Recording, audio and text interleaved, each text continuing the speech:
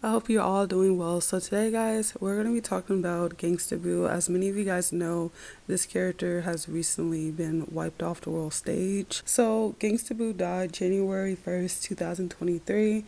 So they're already getting started with killing characters off for this 223 year. As most of you know, that is connected to Skull and Bones, which I'll get into later into this video. Her last post on Instagram, she was reminiscing about 2022. So right here, she's basically saying in 2023 she's going to be 23 in it, and then she put hashtag Jordan behind it. And then she also says the ending weird, happy new 2023 everyone. Everything's grammarly incorrect. They always speak like that because there's so much coding behind it, and I bet there's so much gematria with that. But the connection here is that she's referring to Michael Jordan. He's number 23. They're all hyping up this idea of 2023 and relating it to Michael Jordan. Do believe that this Michael Jordan character will be wiped off this year, or there's just going to be a lot of scripting involving this character. So this all connects because Michael Jordan was in a movie called Space Jam, and in that movie there was a character named Lola Bunny. Gangsta Boo's first name just so happens to be Lola. So what is the chances of all of this? You know, she referenced Michael Jordan because of the year 2023 in her last post. In the movie Space Jam, there was a character named Lola Bunny,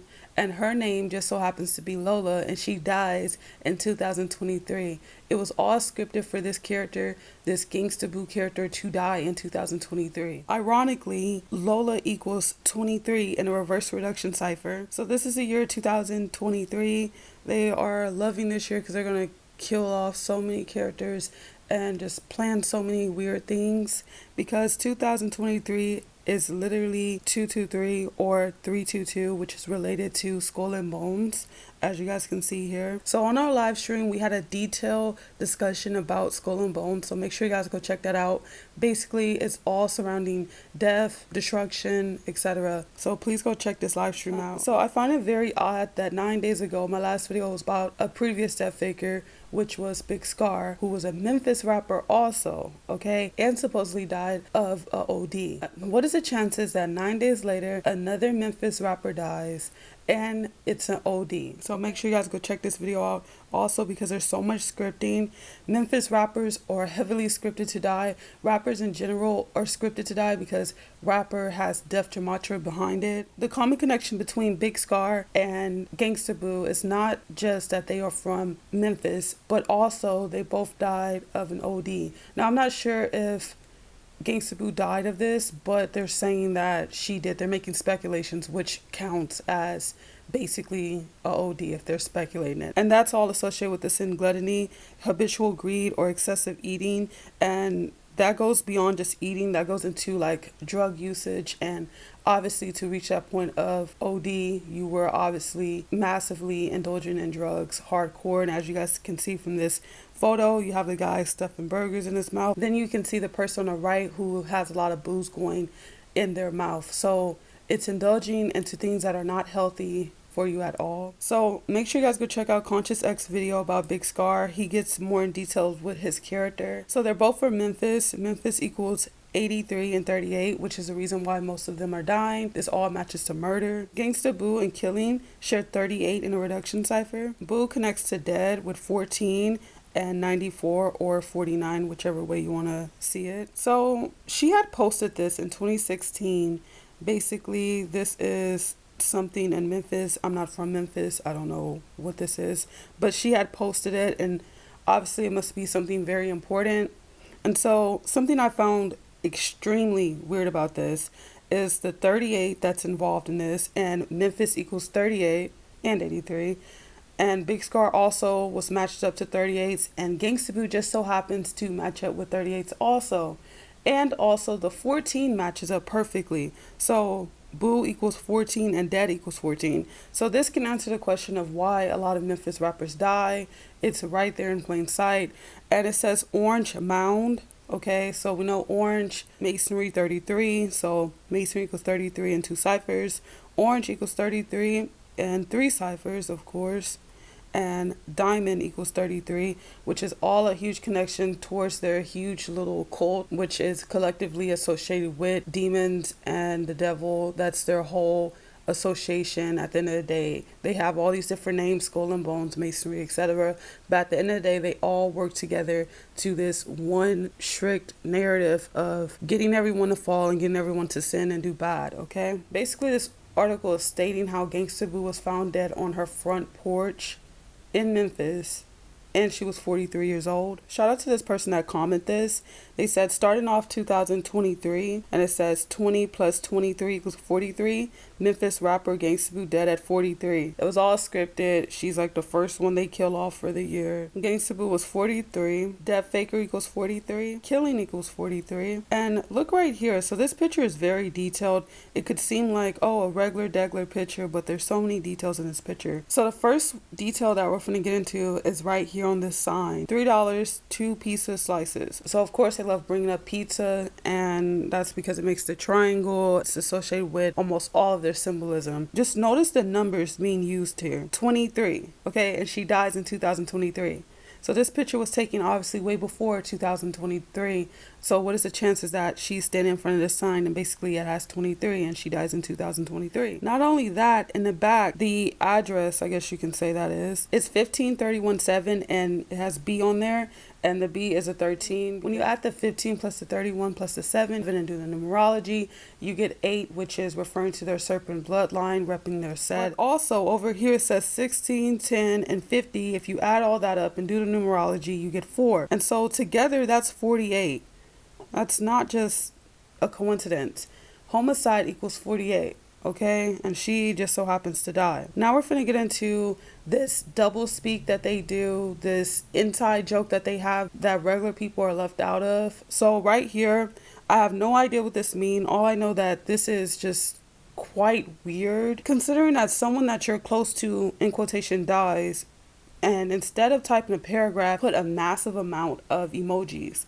I mean, this is probably so many emojis, and these are weird emojis. Like, I don't know if this is a genuine sad face. I don't know what this even means. The throwing up face makes no sense to me. And then she's putting the hand over the head, which is like shame, but it looks like the person's actually doing one eye. And it's just a lot of emojis, and this is excessive. And Lil Chat did this, and she gets away with this because people view the characters in the group 3-6 Mafia and Memphis rappers as stupid or ignorant or ghetto. So people really don't expect for them to be any type of decent. So they get away with doing massive symbolism and talking just stupidly or using emojis to express their feelings because one thinks higher of them, which they purposely made people think that way about them, so they don't have to try to seem regular. They could just continue doing symbolism through being ignorant or being just foolish, basically. This verse ties directly into her using all these emojis, and I'm gonna explain the whole connection after reading it. So Matthew chapter 5 verse 37 says, just say yes or no. Anything else you say comes from the evil one. Basically, this is referring to just be straight up, and emojis are not straight up. They're like massive double speak. No one actually knows what most of these emojis mean. They have massive amount of double speak. Most of the time people are confused of why someone sent them a certain emoji and what is this supposed to mean? Like, what is it meaning? Sometimes people use this sad crying face as a laughing face. So this could be a haha joke on everybody else, and she's laughing at all of this, and she's laughing of tears. And someone would think, oh, this means sad. But with an emoji, there's so many in-depth meanings and double speaks and etc. behind it, so no one knows what it actually even means, you know. And this kind of goes into sarcasm also, like speaking, just double speak, just be honest, say what you have to say, don't try to beat around the bush, because that's lying, you know. That's all lying, but they're covering it up, making it seem good. And emojis is a form of lying. If you're using them but you're not really using them for what you mean, they're confusing, and all of that confusing is just a form of lying, you know. It's just a gateway towards lying. Gangsta Boo's Instagram has massive amount of symbolism, so much symbolism. She posts photos excessively to fit the image of being ghetto and ignorant, purposely done. They do these things purposely to look like they don't know any better, but it's all for their characters, all for a show. So she has a lot of posts where there's skulls either in the background on her or just on a blanket. Like in this photo, she has skulls on a blanket, and then she has things that refer to death a lot in these photos. So right here she's with Travis Barker, and look at these tattoos. He has a skull tatted on him, of course. He has a lady tatted on him under the skull that's doing one eye. Also, his shirt says dead, and then he has a marathon tattoo. She was scripted to die. I think he's also scripted to die. So there's so much symbolism that goes on in these photos. Back in 2013, she had posted this person or whatever this is wearing a skeleton costume and is skating through a cemetery, okay? And her caption was crime by design. Crime by design just so happens to equal 74 in two ciphers, matches to killing. Killing just so happens to also equal 43, and she died at 43. So here we go again with their sorcery, blatantly admitting what they are. They love to admit everything that they are. Right here again, they love skulls, and this all connects to Skull and Bones because that's their logo. So it was kind of in plain sight that she was going to die in 2023, considering that it's 223 and it connects to Skull and Bones because that logo has 322 in it, and they're wearing skull costumes right here. And then right here she had drew this photo, and it says Mafia 6, and of course it has the horns on it, and I don't know if this is the mouth and then it's saying words, or is it like mocking, like the teasing, taunting, mocking tongue, or if it's like lies and words because they lie a lot. But this double speak caption is really weird. She says, you know what it is, and then she added the group. And then right here, she had a freestyle called lowercase g of black, and that is referring to them being of darkness. So back in 2013, she had posted this photo, and it says Bed-Stuy, and it has the skull on there, of course. Her caption is Brooklyn Boys. Super ironic because she comes from MASE, and MASE was heavily associated with New York rappers in the 90s, such as Diddy and Biggie, etc. And the huge connection here is that Biggie and Mace were close, and Biggie's from Brooklyn, and her caption just so happened to say Brooklyn Boys. Now we're going to get into the characters and the recycled vessel, aka the appearance and the look. Same deity most likely behind all of these characters in this group. So here's a side by side of Lil Yachty and Gangsta Boo, and they look so much alike. She looks like a guy a lot. She looks just like them. Her and Mace look the most alike in my opinion. So here we go again. And here's another photo of Gangsta Boo and Bernie Mac, two death fakers. Just a matter of time till they kill off another character. Usually in these groups where there's already one death faker, they're just pending on killing another one because they like killing off the same face. And then right here is another side by side. They look so much alike. So Conscious X has two videos out about Lil Yachty and Mace, and with Bernie Mac included in the second one that he made 2 months ago. Bernie Mac, in quotations, died in August of 2008. Mace was born in August. So was Gangsta Boo. She was born in August also. So what is the chances that they're born in August and their other character, their oldest character, dies in August, okay? And not only are these two born in August, but Lil Yachty is also born in August. A huge connection between Lil Yachty and Gangsta Boo is the year that they're born. So Lil Yachty is born in 1997. Gangsta Boo just so happened to have been born in 1979, so it's reversed. They do this a lot with characters that are similar to each other. And Death Faker equals 79, so that matches to her date of birth. Mace equals 38, which matches to Gangsta Boo with 38. And here's this photo. She looks like Bernie Mac, or whatever you see first. I see Mace first. She looks like Mace, and then you start seeing Lil Yachty also. I see Lil Yachty too. And she looks like all of them, but as a female. And this is something they do a lot, like with Whoopi Goldberg. She is 2 Chainz, but in a female type, you know, a female variant of it. But at the end of the day, they never fully match the gender that they're saying they are. They love to keep everything open and just unisex. That's something that they love. And she's doing the 6, showing off the chain. They love flexing jewelry. So she was a part of 3 6 Mafia. I would go on a whole rant about 3 6 Mafia, but I will keep it brief. 3 6 Mafia is a very destructive group, very destructive to the people's minds. Filthy music, everything is either about drugs, drinking, violence, wrath, etc. You know, it's all about stuff like that, or relations. So right here, this was one of their album covers, and I find it quite creepy. So there's hands reaching out, but their faces are like black, and I think that refers to them being such dark, demonic things. And they have a skull, of course, in the background. Actually, multiple skulls, a red one, a blue one, and a green one. But I find the weirdest thing is the hands reaching out is really creepy.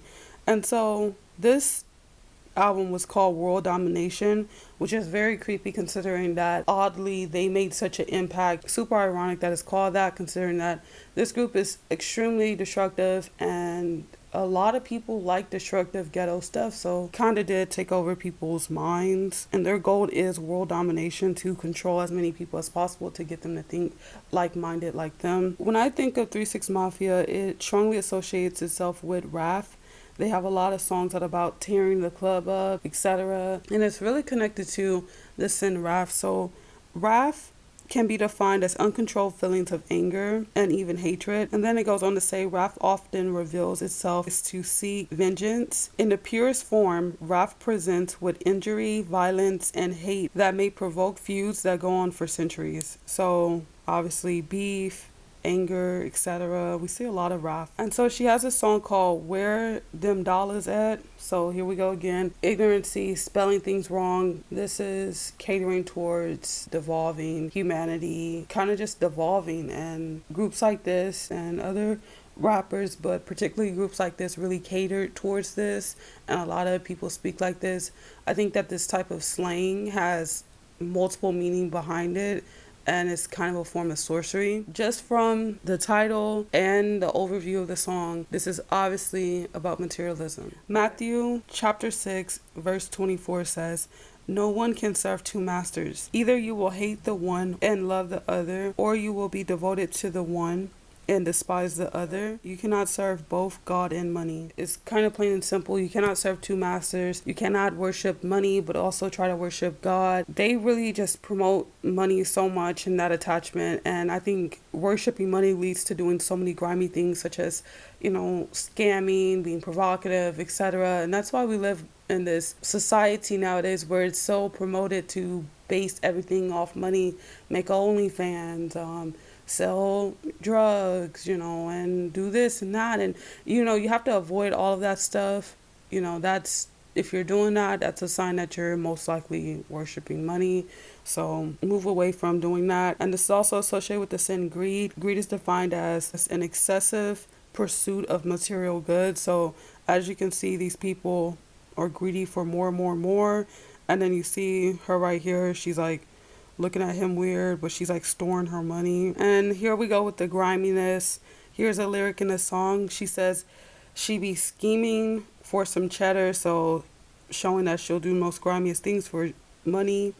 Then she says, haven't you heard of the things that she is capable to do? And then she goes on to say, get your mind twisted like some dreads. Okay, so that's just referring to how twisted they are and how they have a effect on people's minds, basically make people get in this cognitive dissonance state of mind, and they like that. And then the song ends off with saying hypnotized minds up in here, so basically bragging and boasting how they basically hypnotize people, featuring the tear the club up thugs. So another thing they're referencing is the tears. And the other song, Late Night Tip, which is obviously a sick title, talks about how she wants something up in her nose, meaning drugs.